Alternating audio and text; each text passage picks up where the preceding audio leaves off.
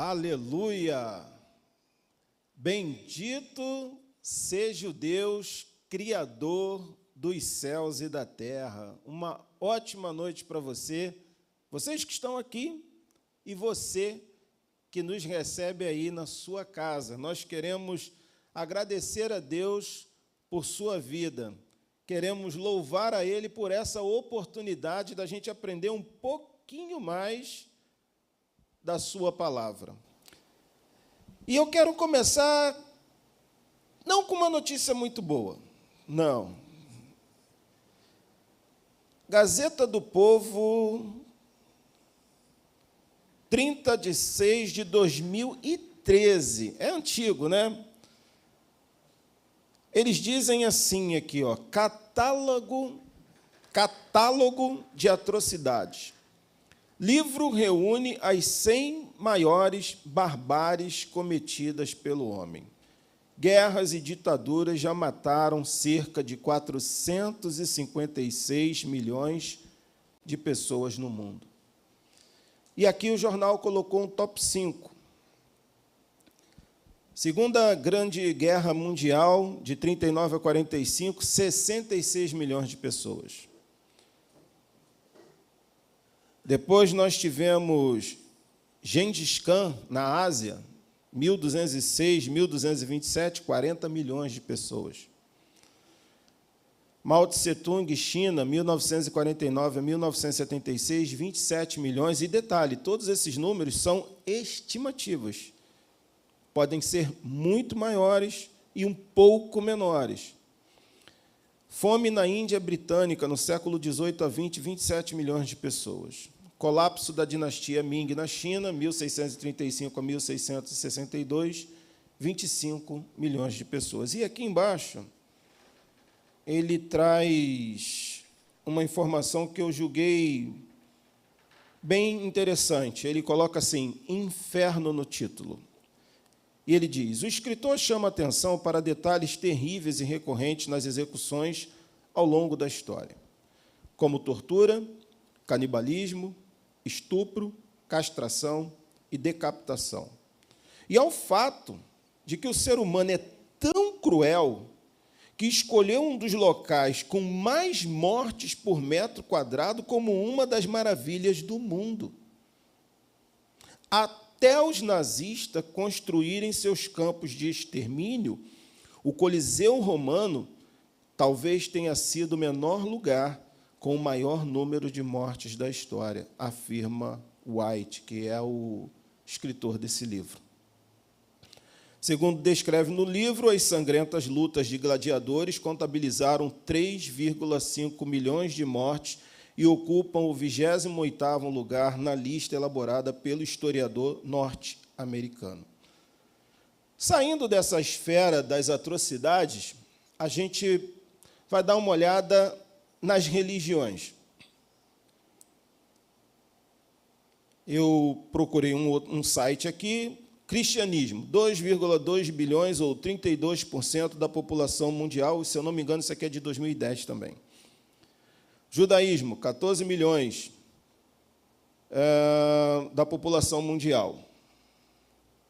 Budismo, 480 milhões, equivale a 7%. Isso naquela época, né? Sem religião, 1,1 bilhão. Islamismo, 1,6 bilhão, ou 23% da população mundial. Hinduísmo, 1 bilhão, ou 15% da população. E outras religiões são 58 milhões. Eu não falo inglês, então eu não vou dar aqui a fonte, mas é realmente de 2010. Mas o site que está colocando isso aqui é respeitarepreciso.org. E aqui é de 10 de maio de 2018. E olha o que eles escrevem aqui. Com o processo de globalização, não existem mais limites geográficos para as grandes religiões mundiais. A migração e o avanço das tecnologias de comunicação fizeram com que, por exemplo, o islamismo invadisse a Europa e os Estados Unidos tivessem quase 3,7 milhões de adeptos do budismo. Mas essa troca cultural também tem gerado conflitos religiosos. Por isso, entender um pouco a complexidade e diversidade de crenças do mundo pode promover o respeito pela fé do outro. E esse aqui não é o nosso ponto, isso aqui é só uma questão informativa. E para te deixar um pouco pasmo, eu peguei aqui na Índia qual o número de deuses que existem na Índia. Se Paulo ficou atormentado em Atenas, que bom que ele não foi na Índia, que ele ia infartar. São 330 milhões de deuses oficiais. Vocês conseguem entender isso? Tudo bem que a Índia tem 1 bilhão e pouco de pessoas, né? Alex, o que isso tem a ver com Romanos? Né? Por que você está lendo isso se a gente, de fato, vai estudar agora e descer, como a gente falou semana passada? Vamos descer um pouco mais, vai ser uma aula mais lida, tem bastante coisa para ler. A gente vai navegar um pouquinho lá no Antigo Testamento, porque a gente está num século da informação, a gente está num momento em que a educação é em alta, né? Pelo menos nos grandes centros, não dá para dizer que não tem criança estudando e que você não pode ter acesso, enfim, apesar de várias dificuldades, não é como antigamente. A gente já passou pela época da razão, onde, olha, eu penso, logo então eu existo, e, de repente, você tem tantas atrocidades acontecendo e tem que surgir uma pergunta. Por que isso acontece? Por que estamos nessa situação? O que aconteceu com o ser humano? Bom, parece que Romanos, que foi divinamente colocada logo na primeira das cartas que a gente vai ler, ela faz uma tomografia. Não, tomografia, qual é o exame mais profundo? É a ressonância ou a tomografia? É a ressonância, né? Então, Paulo vai fazer uma ressonância do ser humano, como um todo. Essa ressonância tem o objetivo de apontar o quê? Qual é o problema desse homem, né? E Romanos apresenta isso. E por que a gente precisa entender os problemas desse homem? Bom, Paulo mostra que todos os homens vão precisar de uma salvação. Opa, então essa ressonância deu um exame, um diagnóstico não muito bom, porque os homens precisam dessa salvação. Tanto os homens depravados, Paulo vai demonstrar isso, principalmente no capítulo 1, quanto os homens moralistas, ele vai demonstrar isso no capítulo 2, ou mesmo os religiosos, que também estão no capítulo 2, são culpados diante de Deus, e ele vai mostrar isso no capítulo 3. Alguns desses homens vão pecar sem conhecer a lei de Deus, já outros vão ser julgados de forma condizente, porque eles conhecem. Outros pecaram contra a lei de Deus e serão julgados mediante a mesma forma. E no capítulo 3, no verso 10, ele conclui dizendo: não há justo, nem um sequer. Então, bem-vindos a essa nossa abordagem de Romanos, hoje descendo. Semana passada, a gente já bateu aqui no ponto da pessoa do Paulo, as viagens que ele fez, como Deus foi usando ele para criar, né, fundar as igrejas. Só que a gente não sabe o que está rolando dentro das igrejas, o que o Paulo efetivamente está dizendo a cada uma dessas igrejas. E a ideia aqui em Romanos, que a gente entende pela forma que a gente está lendo a Bíblia, né, essa forma de olhar a Bíblia de cima, ver que está tudo interligado, que o Paulo está citando aqui não vai sair da cabeça dele, ele vai dizer, segundo as Sagradas Escrituras. Eu não tive assim uma novidade. Paulo não buscava algo novo. Paulo foi lá no Antigo Testamento, leu e falou: entendi, é isso aqui. E é o que a gente vai fazer hoje. A gente leu o Antigo Testamento e a gente vinha para o Novo para ver como ele estava. Só que hoje a gente vai fazer um caminho inverso.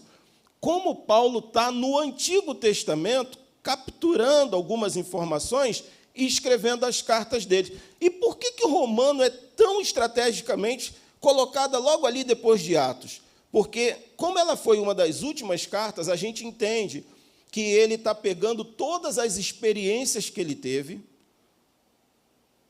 com os Gálatas, com o pessoal da Tessalônica, com o pessoal de Corinto. Ele está pegando essas coisas com os filipenses e está dizendo assim, olha, isso eu tenho que escrever sobre isso. Eu tenho que escrever. E essa igreja ele não fundou. E o interessante é que ele não funda essa igreja, mas o que ele escreve é pesado. Não são palavras assim... elas têm um objetivo confortante? Tem. A gente já viu que os estudos que a gente está tendo, eles têm um cunho apologético, ou seja, ele defende a fé, tem um cunho didático, ele quer ensinar, e tem um cunho teológico, ele quer dizer, acerca da nossa fé e acerca de Deus, o ponto é esse. Não é o que a gente pensa ou o que a gente acha. Então, quando a gente começa já no capítulo 1, aí eu quero pedir vocês que peguem aí suas Bíblias.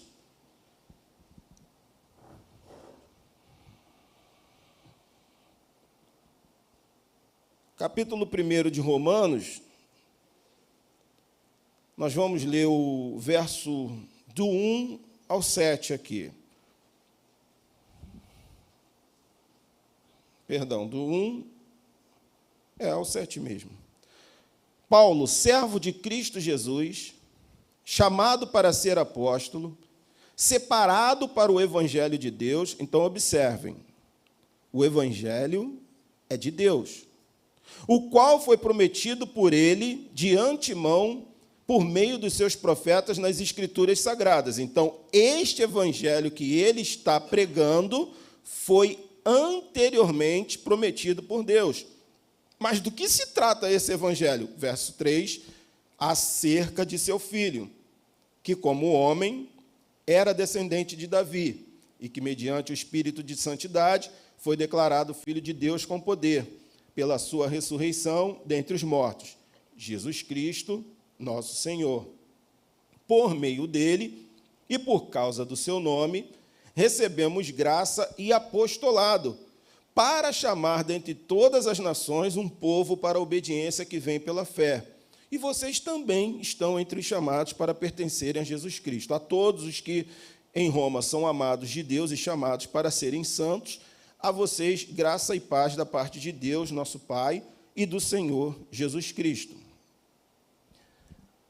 Logo nesse primeiro versículo, antes até disso, essa aqui é a maior saudação que ele dá. Tem umas que só tem 2 versículos. Agora, essa daqui é uma saudação extensa.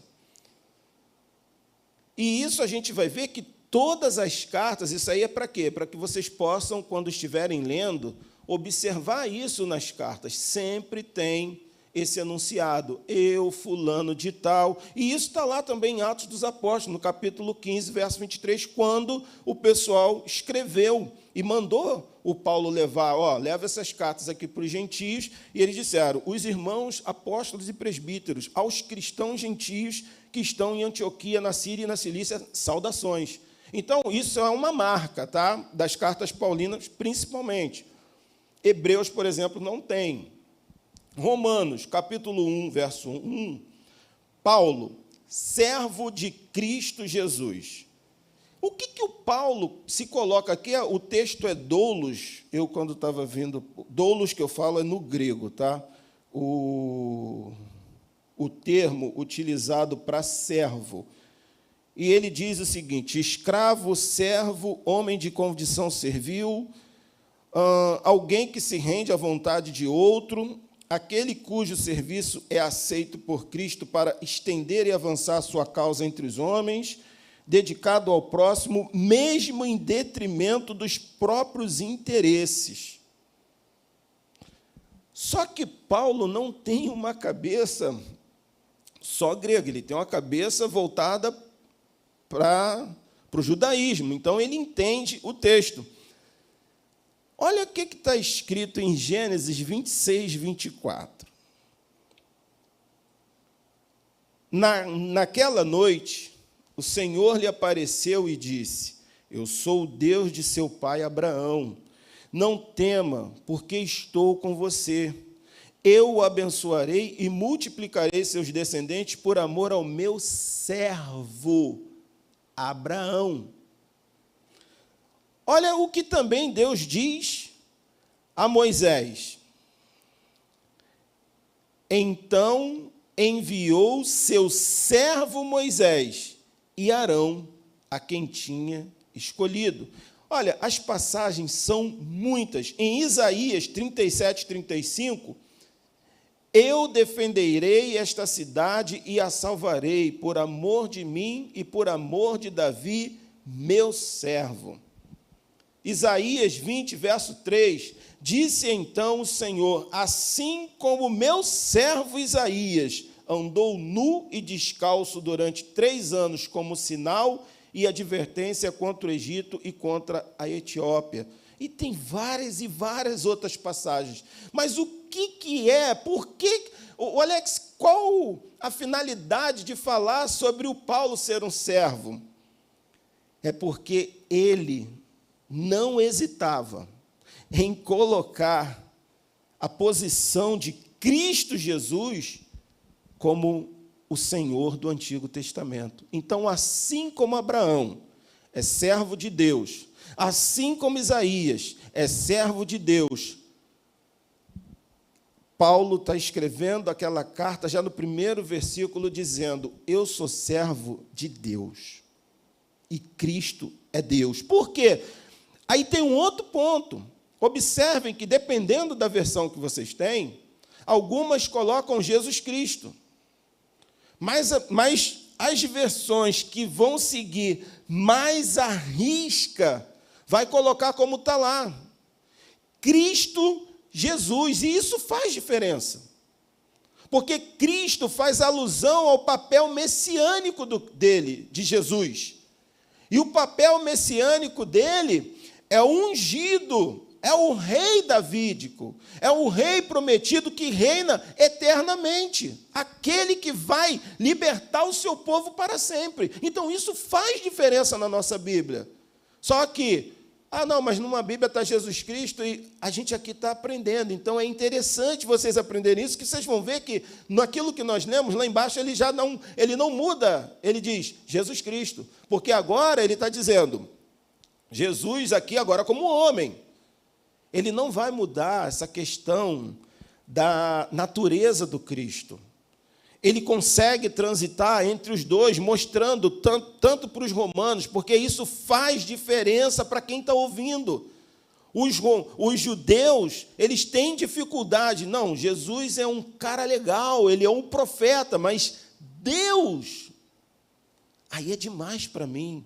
Não há um só Deus. E ele está falando, sim, existe um só Deus. E ele é o Filho, e é Deus. É isso que ele está dizendo aqui. E aí, com relação a isso, que eu quero puxar um pouco mais, que é para ajudar nas nossas interpretações futuras do texto, quando estivermos lendo, lembrando que isso aqui, nós não vamos, assim, aonde eu gostaria de estar junto.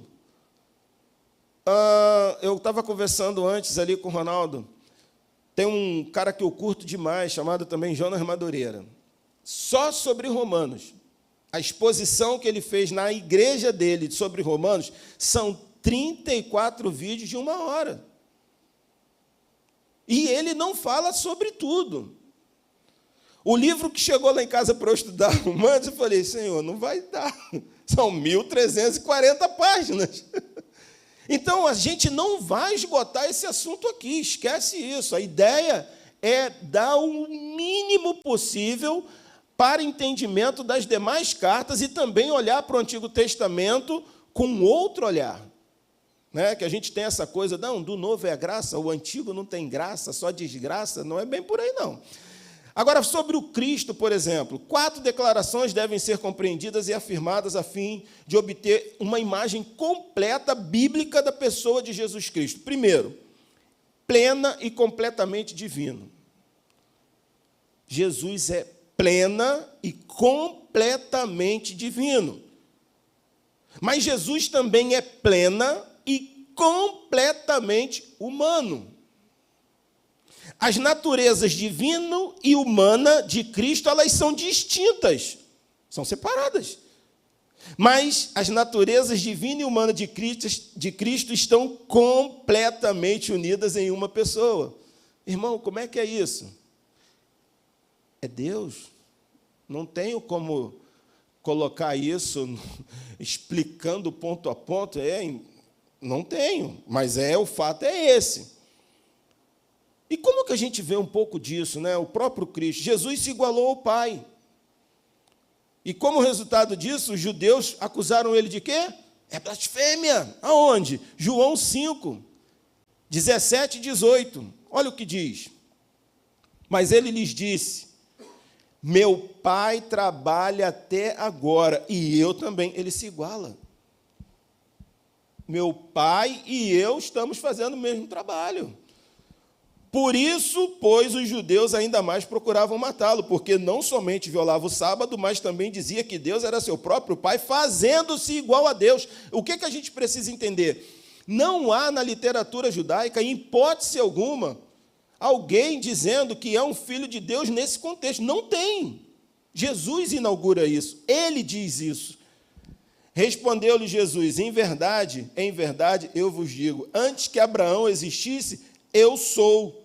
Isso aqui é uma clara alusão ao nome sacro e divino de Yahvé, ou Yahweh, que está lá em Êxodo 3,14. Então, o que eles fizeram? Pegaram em pedras para atirarem nele, mas Jesus se ocultou e saiu do templo. Isso está em João 58-59. Só que Isaías vai ter uma outra visão. Isaías 9, verso 6. Olha o que Isaías escreve. Porque um menino nos nasceu. Até então é um menino. Um filho se nos deu. O governo está sobre os seus ombros. Se ele para aqui, qualquer pessoa pode ser assim, qualquer rei. E o seu nome será... Aí ele começa, aí tem um problema para a gente. Maravilhoso é com M maiúsculo. Conselheiro é com C maiúsculo. Deus forte é o menino. Pai da eternidade, príncipe da paz. E Lucas 2,11, os anjos vão dizer, é que hoje vos nasceu na cidade de Davi, quem? O Salvador, que é Cristo, o Senhor. E João, abismado, mesmo depois de mais de 50 anos escrevendo, ele diz, e o Verbo se fez carne e habitou entre nós, cheio de graça e de verdade, e vimos sua glória como glória do unigênito do Pai. O que a gente está vendo? A gente está vendo o que o Paulo está enxergando. Ele registra, com respeito a seu filho, o qual, isso Romanos 1, 3, 4, o qual, segundo a carne, veio da descendência de Davi e foi designado Filho de Deus com poder, segundo o Espírito de Santidade, pela ressurreição dos mortos, a saber, Jesus Cristo nosso Senhor. Então, o servo aqui, ele faz diferença eu entendê-lo, porque o servo está lançando luz sobre a pessoa do Cristo, e está lançando luz sobre a sua divindade. Isso está só nas duas primeiras 3 palavras que a gente está lendo do verso 1 de Romanos. E ele continua, ele diz assim, eu sou separado. De novo, a gente precisa ir para o Antigo Testamento. Em Gálatas, no Novo, Gálatas 1,15, ele diz assim, mas Deus me separou desde o ventre materno e me chamou por sua graça. Quem está falando isso é Paulo. Quando a gente vai para o Antigo Testamento, a gente vai ver Jeremias falando o seguinte, capítulo 1, no verso 5, antes de formá-lo no ventre, eu o escolhi. Antes de você nascer, eu o separei e o designei profeta às nações. Olha de onde está vindo a teologia do Paulo. ela vem toda do Antigo Testamento, mas ele continua aqui. Aí a gente vai entrar no Evangelho. Paulo, servo, separado, para quê? Para o Evangelho. Que Evangelho? Evangelho de Deus.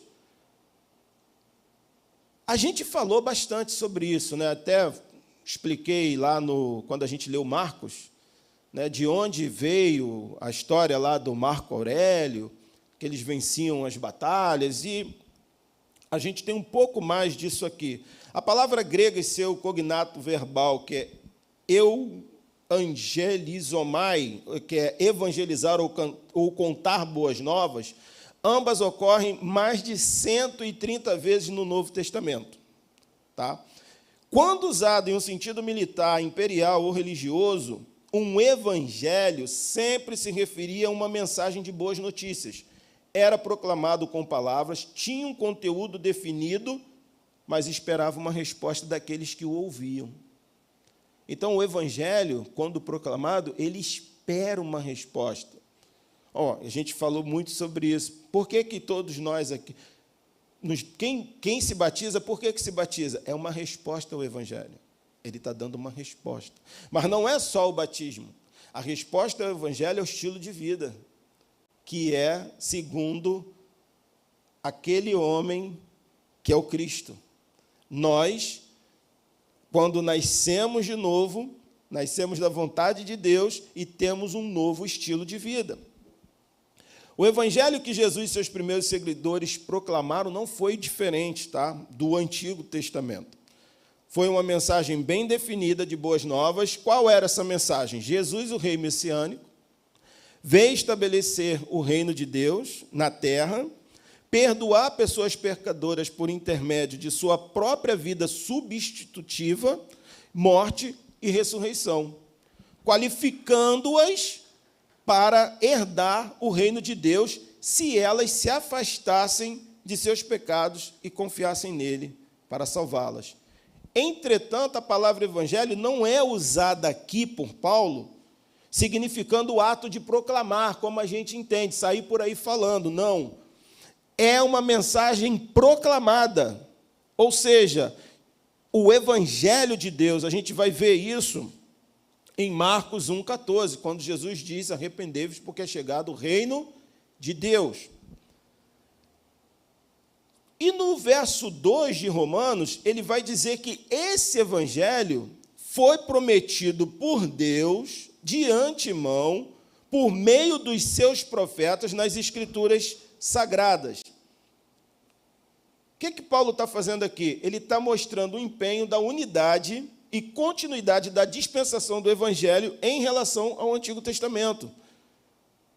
O evangelho para o qual foi separado não é uma mensagem que tenha surgido como novidade no mundo, por intermédio do aparecimento de Cristo e do ministério dos apóstolos. Pelo contrário, é aquilo que Deus outrora havia prometido por intermédio dos profetas nas Sagradas Escrituras. Aí, vamos dar um pulinho ali, para dar uma olhada como que o Isaías, por exemplo, pregou o evangelho para a gente. O Isaías pregou. Quem aqui leu Isaías, de repente, ele olhou vários textos, como ele falou, não, esse texto só pode se aplicar a Jesus Cristo. Quando você lê lá Isaías 9, que foi que a gente leu, Isaías 11, Isaías 40, de 40 ao 66, por exemplo, a maioria dos textos são. Agora, vamos dar uma olhadinha aqui, as passagens mais importantes para a gente enxergar o evangelho. Isaías 40, verso 9. Olha o que está escrito. Você que traz boas novas a Sião, suba num alto monte.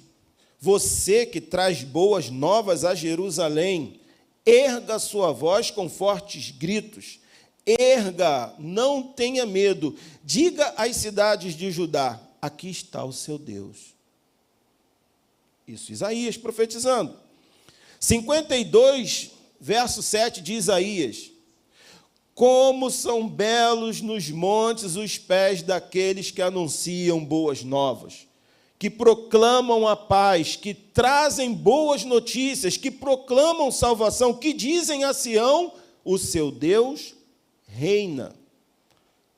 Inclusive, esse verso ele vai ser repetido em Romanos 10, 15. O que a gente está vendo aqui? Um mensageiro que traz boas novas, anuncia que Deus está chegando a Jerusalém como um rei vitorioso para libertar seu povo da opressão de quem? Da Babilônia. Vamos agora começar a fazer uma comparação com a nossa vida.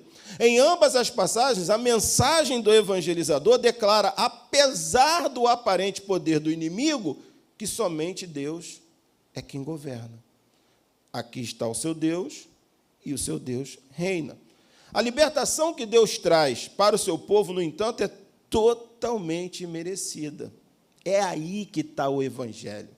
Por quê? Alex, mas Deus queria salvar o povo, mas o povo não merecia ser salvo. Aí começa a dialogar com a gente. Qual de nós aqui merece salvação? Qual o seu feito? O que você faz, ou deixou de fazer, ou pensa em fazer, que você pudesse dizer diante de Deus, eu mereço ser salvo? Isaías 46, verso 12, ele falando com ele e ele falando com a gente. Escutem-me, vocês de coração obstinado, vocês que estão longe da retidão. É o mesmo Deus que está querendo salvar, mas ele não deixa de mostrar o quê? A situação do homem. Isaías 48, 1. Escute isso, ó comunidade de Jacó, vocês que são chamados pelo nome de Israel e vêm da linhagem de Judá. Aqui são os extremamente religiosos. Ele está colocando, né, Israel, Judá, da linhagem. Vocês que fazem juramento pelo nome do Senhor e invocam o nome do Deus de Israel, vírgula, mas não em verdade ou retidão. A ressonância não está apontando um problema em Romanos. Romanos está mostrando um problema desde Adão.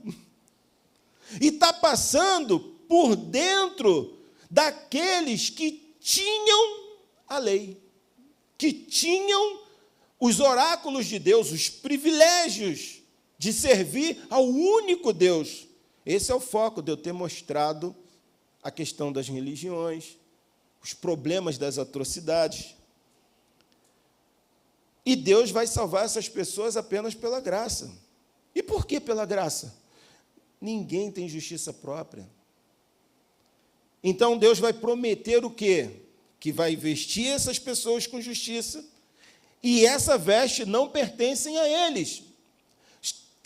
A ideia que eu tenho aqui é que a gente possa caminhar compreendendo que o evangelho pregado em Isaías não é diferente do evangelho que nós devemos pregar. Não é.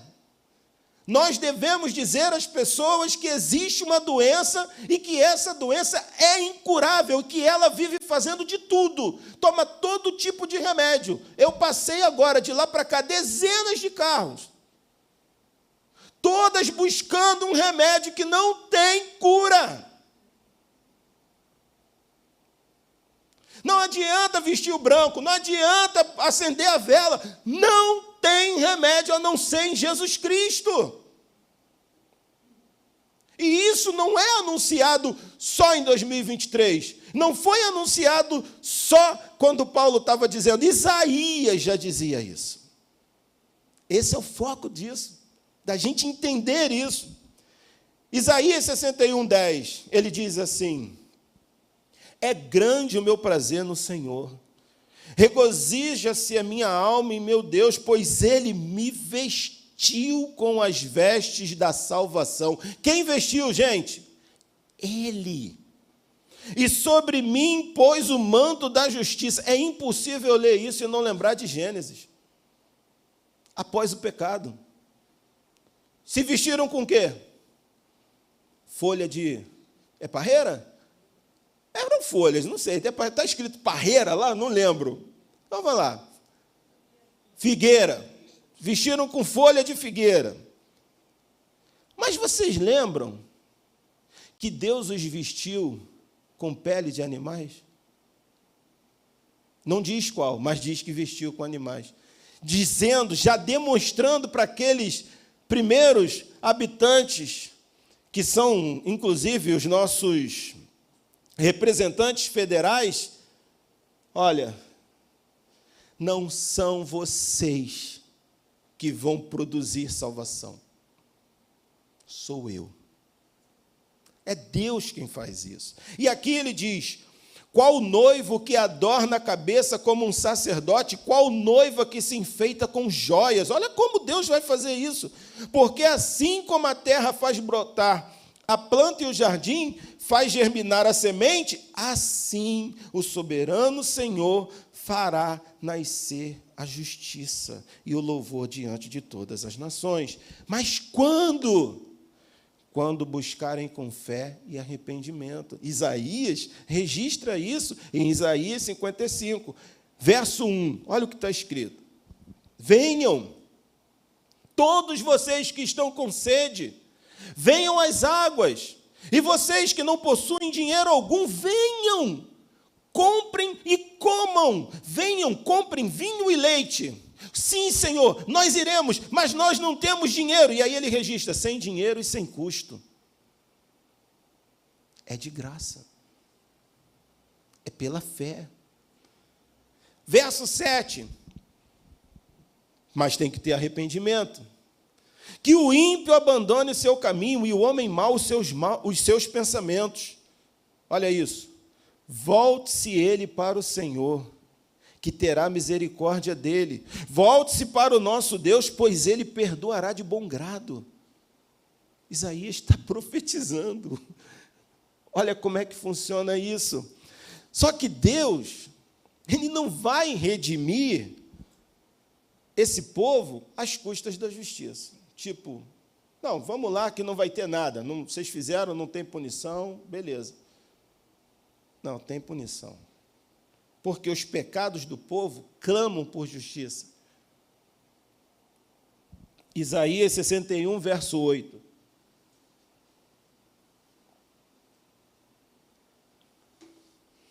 Vou brincar com o pastor Daniel. Pastor Daniel, eu sei que o contexto do ódio, vou olhar aqui na câmera que ele está em casa, que o contexto do ódio que o senhor falou é outro, mas, Deus odeia, hein? Vamos ler aqui.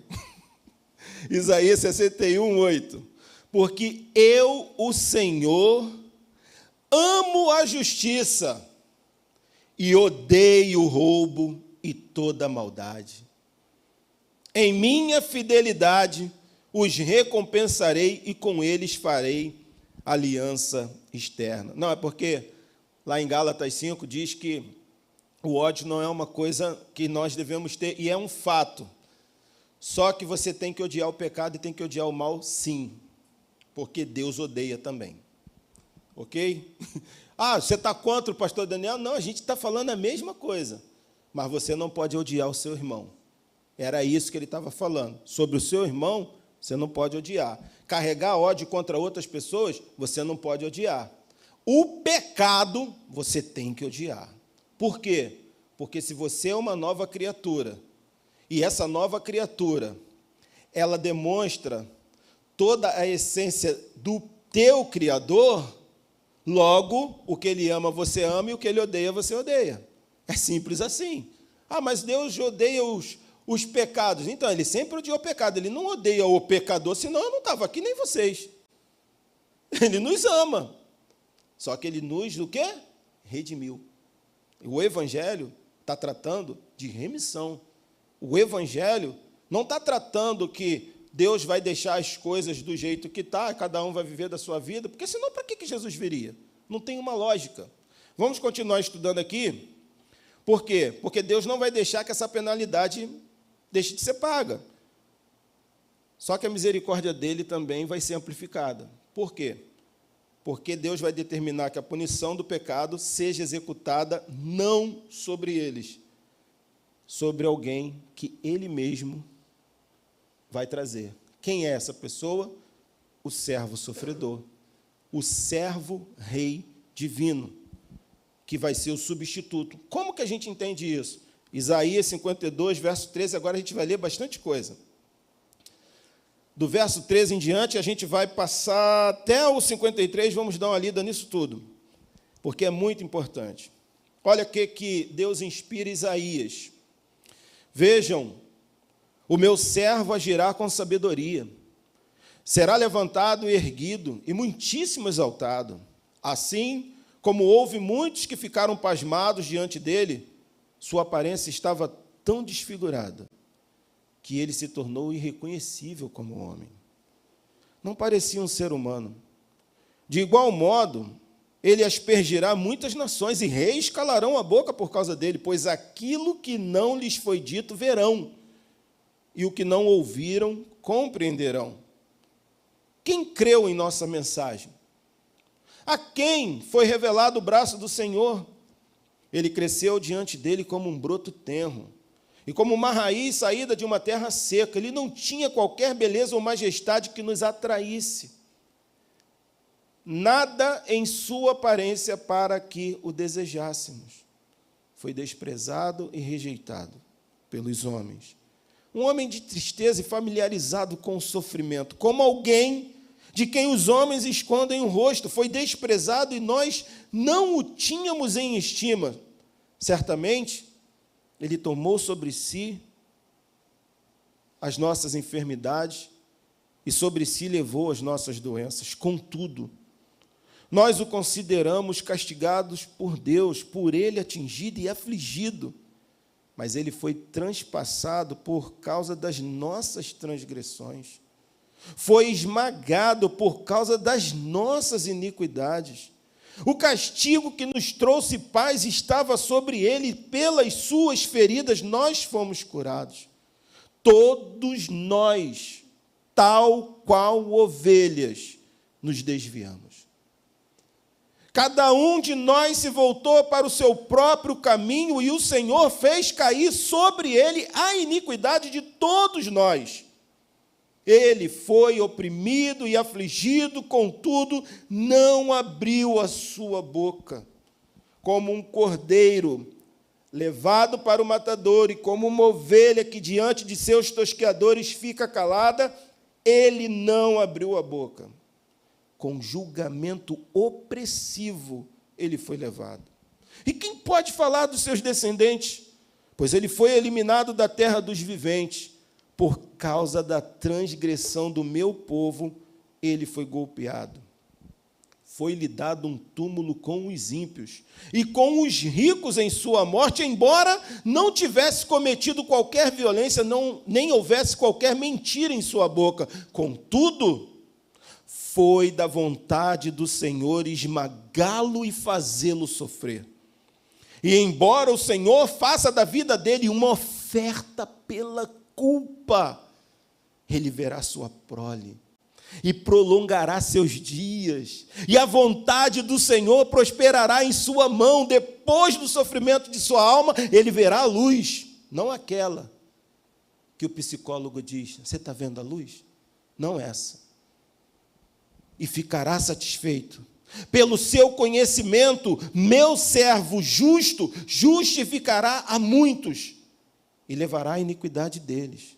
Por isso, eu lhe darei uma porção entre os grandes, e ele dividirá os despojos com os fortes, porquanto ele derramou sua vida até a morte. Foi contado entre os transgressores, pois ele carregou o pecado de muitos e intercedeu pelos transgressores.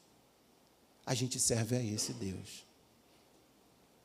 Deus não deixou impune os pecados. Deus não deixou impune a culpa. Deus não deixou impune a transgressão. Só que ela não está sobre nós. Ele lançou sobre ele. E por que então a gente lá em cima fez questão de falar da divindade do Cristo? Porque para fazer isso, ele precisa ser 100% Deus e ele precisa ser 100% homem. Porque nenhum homem, nenhum foi qualificado para tal coisa. E por isso que a gente tem que estudar. Porque se essas palavras não mexerem comigo e com você, Se essas palavras não me fizerem olhar para esse Deus de modo diferente e compreender quem eu sou e quem Ele é, eu não consigo viver o que eu chamo de evangelho. Porque é outro evangelho.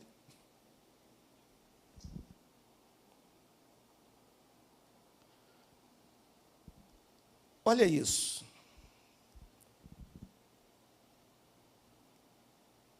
Esse servo-rei é transpassado pelas transgressões e esmagado pelas iniquidades deles. Por causa de suas feridas, eles são curados. Levará a iniquidade deles, no caso do povo de Deus, fará uma oferta pela culpa e, por meio do seu sofrimento, justificará a muitos. Embora esse servo-rei seja eliminado da terra dos viventes, sua vida derramou até a morte. Foi dado a ele um túmulo com os ímpios. Vocês estão vendo isso lá no finalzinho dos evangelhos? Vocês conseguem, quem já leu, visualizar tudo isso acontecendo? Jesus na cruz, contado entre os transgressores, sendo colocado num túmulo dos ricos, que foi José de Arimateia, que tinha acabado de comprar um túmulo, pede para colocar ele lá. Vocês conseguem ver como Isaías está se cumprindo? Mas depois do sofrimento de sua alma, ele verá a luz e vai ficar satisfeito. Além disso, após realizar a salvação de seu povo ao morrer em seu lugar, o ressuscitado Rei e Salvador reinará sobre o trono de Davi e sobre o seu reino. Governando como? Com justiça e retidão, desde agora e para sempre. Isso está lá em Isaías 9:7. Esse anúncio dessa salvação imerecida e substitutiva é o evangelho que o Espírito de Deus unge o servo para pregar aos pobres. 61, verso 1 de Isaías, ele vai dizer isso. Os pobres, tá, aqui, eles não são primariamente pessoas desprovidas de bens materiais, pelo amor de Deus, não é isso. Mas os que são espiritualmente pobres, aqueles que descobrem que não têm esperança da salvação, a não ser pela obra substitutiva do servo em seu lugar. Esses são os que compram, comem e bebem de graça de Deus, embora não tenham dinheiro para pagar, conforme lemos em Isaías 55, 1, 2. Então, Jesus, o que ele faz? Ele cumpre esse evangelho. Ele anuncia o reino. Lucas 4, 16 a 21, é aquela passagem em quem vão dar o livro para ele está dentro de uma sinagoga, ele vai achar a inscrição em Isaías e vai dizer: o Espírito do Senhor está sobre mim. E ele começa a citar o livro de Isaías, e é interessante que no livro de Isaías fala sobre pregar para os pobres até o dia aceitável do Senhor, porque eu não coloquei esse texto aqui. Mas lá em Isaías está: e o dia da vingança do nosso Deus. Só que aqui Jesus suprime isso. Jesus diz: eu só vim anunciar o ano aceitável, ainda não venho para o grande dia do Senhor. E isso é interessante, porque é o que a gente entende vulgarmente dizendo: a porta da graça está aberta, vai fechar, vai ter uma hora que vai fechar. É tipo a arca de Noé, ela está sendo construída. O dia que entrou, Deus fecha a porta, traz o dilúvio e acabou. Ponto. The end. A essência da pregação de Jesus durante a primeira parte de seu ministério é declarada em seu anúncio. Qual? O tempo é chegado, o reino de Deus está próximo. Arrependam-se e creiam nas boas novas, no Evangelho. O mais importante, as boas novas que Jesus proclamou é o quê? Que os culpados podem ser perdoados de seus pecados. Lembra? Marcos, capítulo 2, desce um homem lá, paralítico, Jesus olha para a cara dele e diz: seus pecados estão perdoados. Aquela galera toda falou: que cara maluco, como assim? Só Deus pode perdoar pecado. Eu falei: você está certo. Vou provar que eu sou isso aí que você pensou. Mandou o cara embora e ainda disse: seus pecados estão perdoados. Depois, quem não leu ainda, vai lá, Marcos capítulo 2, texto maravilhoso. o Paulo, ele vai explicar que esse perdão é necessário, porque qualifica a gente, os seres humanos, a se tornarem dignos de participar da herança dos santos do reino da luz. Por isso que nós estamos estudando isso, e a serem resgatados do domínio das trevas, e os transporta para o reino do seu Filho amado. Está em Colossenses 1, 11 a 14. Em detalhe, é interessante, a gente até falou sobre isso. Aqui o texto de transportar, que está lá em Colossenses, é aplicado no grego, é um texto que tem uma ideia é botânica? Eu acho que é botânica, que mexe com as plantas, é isso, gente? Por favor, me ajude, tem hora que... De botânica. Então, o que ele está dizendo ali? Deus tira você de um local e te planta em outro local, mas você é a mesma pessoa, ele tirou você daqui. Por exemplo, as meninas que se batizaram, vocês mudaram alguma coisa fisicamente? Tipo, alguma coisa mudou no físico? Não, nada mudou, nada muda no físico.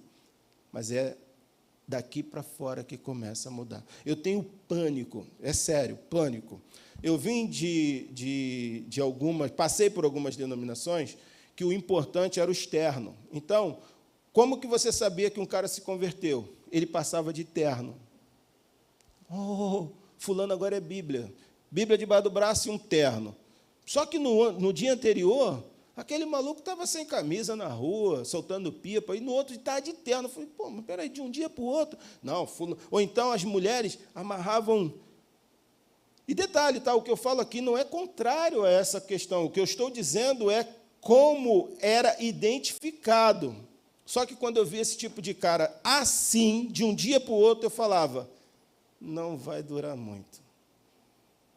Por quê? Porque ele aderiu ao externo, não começou de dentro. A fé que nós temos, ela não pode vir de questões externas apenas. As questões externas são aquilo que precisam gerar fé em você. Ok, você viu um milagre, sei lá, você participou aqui de alguma coisa que você viu, falou, caramba, ou você viu uma pessoa agindo e você disse, olha, Deus tem que existir, porque o que essa pessoa fez só pode ser algo de Deus e aquilo vai impactar você aqui. Inclusive, isso deveria ser o nosso estilo de vida, impactar pessoas pelo que fazemos e vivemos o nosso dia todo, muito menos até do que só o que falamos. E é óbvio que a gente tem que falar. Mas quando eu via essas pessoas, eu falava, ele não vai suportar esse jugo. Porque eu vivi isso, eu ficava com neura dentro de casa. Meu Deus, eu estou de calça, e eu tenho que usar calça, porque senão o anjo do Senhor não vai me ver, e eu tenho que andar de chinelo. E falava, cara, sabe o que é isso? Paulo, aos Romanos, está dizendo, isso é religião, amigão. E você está fazendo isso com o intuito de salvação, porque é desprovido de entendimento. É para você ser aceito no clube. Sem manchar aqui o costume, porque não tem problema nenhum. Se você é assim, o costume é assim, você se sente super bem, maravilha. Louvado seja Deus por isso.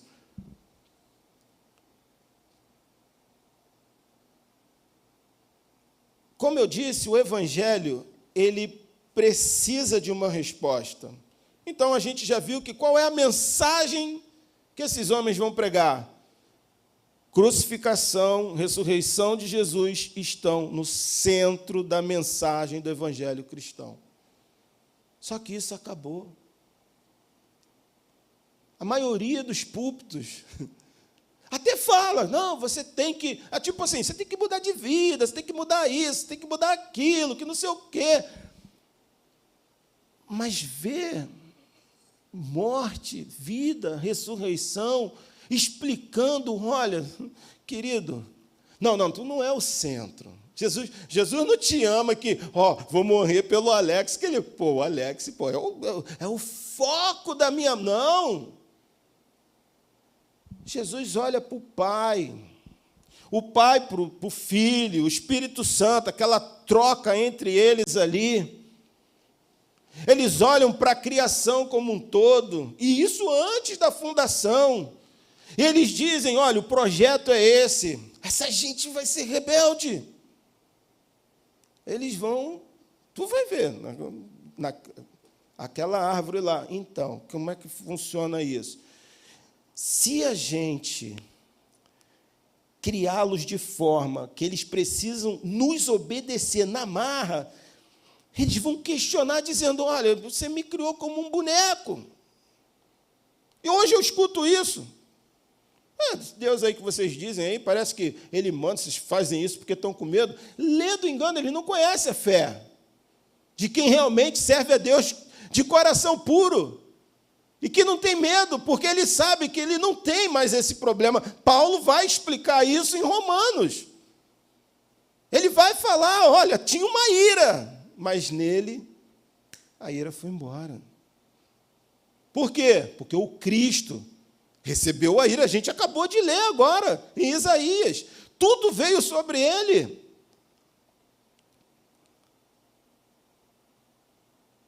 Aí a gente precisa voltar para dizer para esse homem o seguinte, querido, você já fez ressonância alguma vez?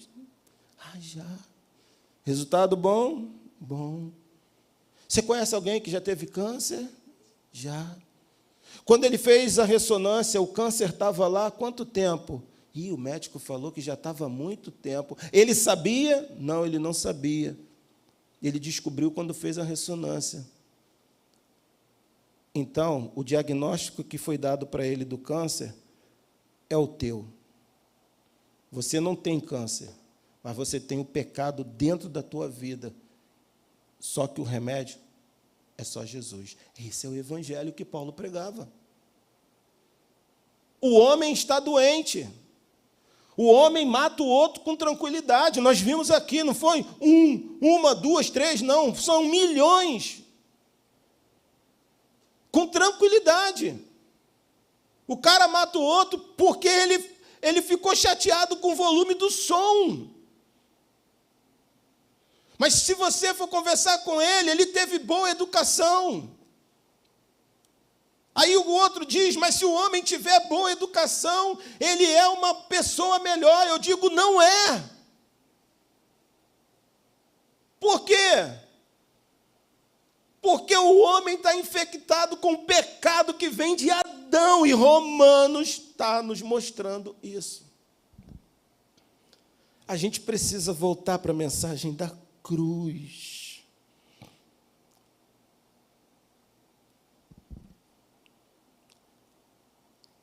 Quando o Evangelho espera essa resposta, olha o que Jesus, quando o próprio Jesus pregava, Marcos 1,15, arrependam-se e creiam nas boas novas. Tem que ter uma resposta.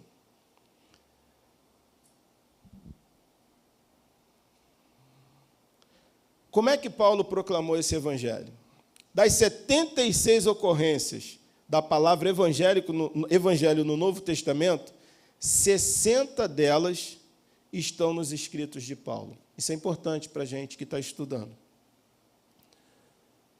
De acordo com o próprio Paulo, sua mensagem do evangelho não era uma adaptação, um desenvolvimento daquilo que Jesus pregou, tampouco nem ele mesmo recebeu ou lhe foi ensinado por qualquer ser humano. Gálatas 11, 12.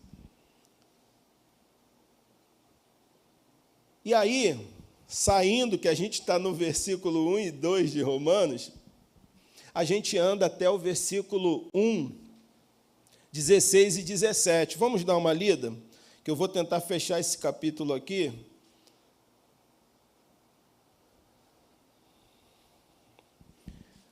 Não me envergonho do Evangelho. Mas antes do 16, eu quero ler o 15.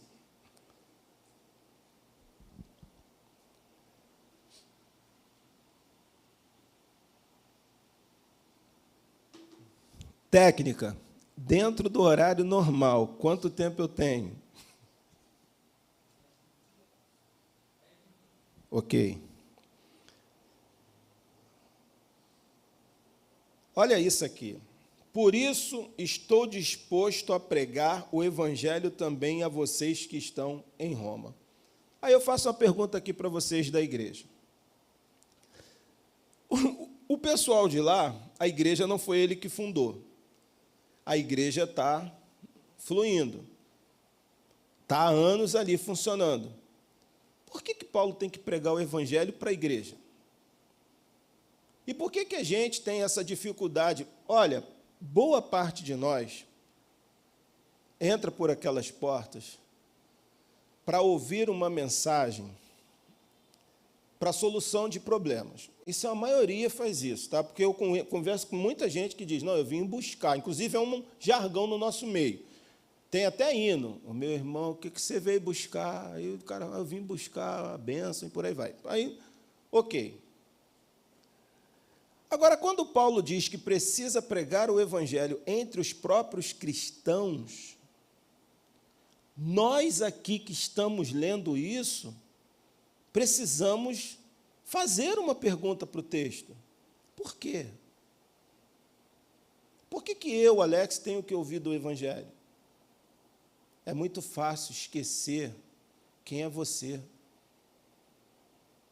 É muito fácil achar que tudo aquilo que Jesus passou e que a gente leu em Isaías, é Jesus, tranquilo, ele é divino. Você não falou que ele é divino? Ele suporta. Você está desprezando o lado humano, isso é uma heresia. É arianismo o nome disso. Docetismo, tem vários outros nomes. É uma heresia. A mesma forma, quando eu enfatizo só o lado humano e esqueço do lado divino, também é uma heresia. Eu não posso fazer isso. Ele é 100% Deus e ele é 100% homem. Verso 16, ele diz, não me envergonhe do evangelho, porque é poder de Deus para a salvação de todo aquele que crê. Primeiro do judeu, depois do grego. Porque no evangelho, esse que nós lemos aí do Antigo Testamento, que já vinha revelando, é revelada a justiça de Deus. Uma justiça que do princípio ao fim é pela fé, como está escrito, o justo viverá da fé. Esse cara vai puxar Abacuque 2,4. Se você for ler Abacuque 2,4, para você ter um entendimento, talvez, do que o Paulo está tendo, vamos ao contexto. Abacuque começa com ele dizendo assim, Senhor, eu estou vendo violência. O Alex colocou aquele jornal da Gazeta e explicou não sei quantos milhões, ele falou de assalto, ele disse de morte, ele disse de problemas da moralidade do ser humano até dentro das igrejas, e o Senhor me permite ver tudo isso. Aí Deus responde a ele, fica tranquilo que eu vou resolver esse problema. Como? Eu estou trazendo os caldeus.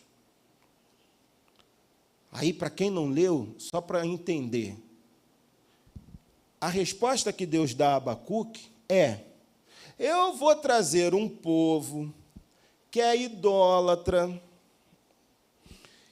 que não pensa em ninguém, só pensa na força, por onde passa, destrói todo mundo, e leva tudo para o templo deles lá, e adoram lá, esse povo vai corrigir vocês. Abacuque pirou. Se vocês lerem lá, ele vai começar a falar assim, mas Senhor, Tu és santo, Teus olhos não podem ver isso, não pode ver aquilo. E aí Deus vai responder a isso, mas o meu justo, Abacuque, vai viver se confiar em mim, pela sua fidelidade a mim. É por isso que a gente tem aquele cântico lindo de Abacuque 3, que a gente gosta de cantar aqui, e que às vezes a gente não entende. O que o Abacuque está dizendo é, Senhor, eu realmente me surpreendi. Eu realmente não consigo entender. Para mim, isso não era uma coisa... Mas espera aí, é Tu que está dizendo, né? E Tu é aquele que tem o controle de todas as coisas e que, de fato, é santo. Então, Senhor, mesmo que a figueira não floresça, mesmo que as coisas que eu pretendo, as coisas que eu desejo, as coisas que eu queira, sejam todas retiradas de mim, todavia, Senhor, eu vou me alegrar no Senhor. Eu vou colocar minha fé em Ti. O meu coração não vai ser de Nabucodonosor, não vai ser da Babilônia, ele é teu, Senhor. Faça o teu querer, faça a tua vontade. E Paulo está trazendo a gente para dizer que assim como Abacuque também tem essa fé, Abraão tem essa fé, Davi tem essa fé. Desde o princípio, a vida em Deus é pela fé. Pela fé somente. E ele vai discorrer um pouco mais, e aí, agora, ele vai se voltar para aquela ressonância. Agora ele vai dizer, mas a ira de Deus, ela é revelada do céu contra toda impiedade e injustiça dos homens que suprimem a verdade pela injustiça. Pois o que de Deus se pode conhecer é manifesto entre eles, porque Deus lhe manifestou. E aqui ele vai fazer um diagnóstico horroroso do ser humano, como um todo. E no verso 24, no verso 23, ele vai... Na verdade, eu não posso ler assim, não dá, tem que ler o todo. Vamos ali, no 19. Pois o que de Deus se pode conhecer é manifesto entre eles, porque Deus lhe manifestou. Por desde a criação do mundo, ou seja, desde a criação do mundo, os atributos invisíveis de Deus, seu eterno poder, sua natureza divina, têm sido vistos claramente, sendo compreendido por meio das coisas criadas, de forma que tais homens são indesculpáveis. Ele diz, diante de Deus, tu não vai poder dizer que tu não conhecia Ele, porque Ele deu a conhecer a você. Paulo pega pesado. Só que ele pega pesado, e quem está de fora diz, ele está falando dos caras que não têm lei, dos homens, dos pagãos. Os judeus estão batendo palma, é isso mesmo, Paulo, essa gente é tudo assim. E aí Paulo vem descendo o pau mesmo. Aí quando chega aqui, dizendo-se sábios, verso 22, tornaram-se loucos, trocaram a glória de Deus imortal por imagem feita segundo a semelhança do homem mortal, bem como de pássaros, quadrúpedes e répteis. Por isso Deus entregou a impureza sexual, segundo os desejos pecaminosos dos corações, para a degradação dos seus corpos entre si. Trocaram a verdade de Deus pela mentira, adoraram e serviram a coisas e seres criados em lugar do Criador, que é bendito para sempre. Amém. De novo, ele repete uma outra sentença. Por causa disso, Deus os entregou às paixões vergonhosas. Até suas mulheres trocaram suas relações sexuais naturais por outras contrárias à natureza. Da mesma forma, os homens também abandonaram as relações naturais com as mulheres, se inflamaram de paixões uns pelos outros, começaram a cometer atos indecentes, homens com homens, e receberam em si mesmo o castigo merecido pela sua perversão. Olha de novo a sentença, é a terceira. Além do mais, visto que desprezaram o conhecimento de Deus, ele os entregou a uma disposição mental reprovável, para praticarem o que não devia. Entregou uma disposição mental reprovável, entregou as paixões vergonhosas, entregou a impureza sexual. Quer ir, quer viver? Vai. Por quê? O fim disso tudo, o fim de toda essa impureza, o fim de Deus entregar, é que o homem passou a idolatrar a si mesmo. Ele é a medida de todas as coisas. Ele é o Deus de si mesmo. É Ele que manda. E Deus disse, se é assim, pode seguir seu caminho. Tipo aquele filho que você falou, disse, ele eu vou, não vai, então pode ir. Mãe, pai, estou todo quebrado, eu só posso te levar para o médico, mais nada. Você não quis? Eu avisei. Por que Paulo não se envergonha do Evangelho? E eu vou fechar, semana que vem a gente vai terminar do capítulo 2 em diante, que eu tenho 3 aulas para fechar isso aqui, eu tenho que fechar. Por que ele não se envergonha? Primeiro, é poder de Deus. Poder de Deus para quê? Para a salvação do judeu, para a salvação do grego, para a salvação de todos nós.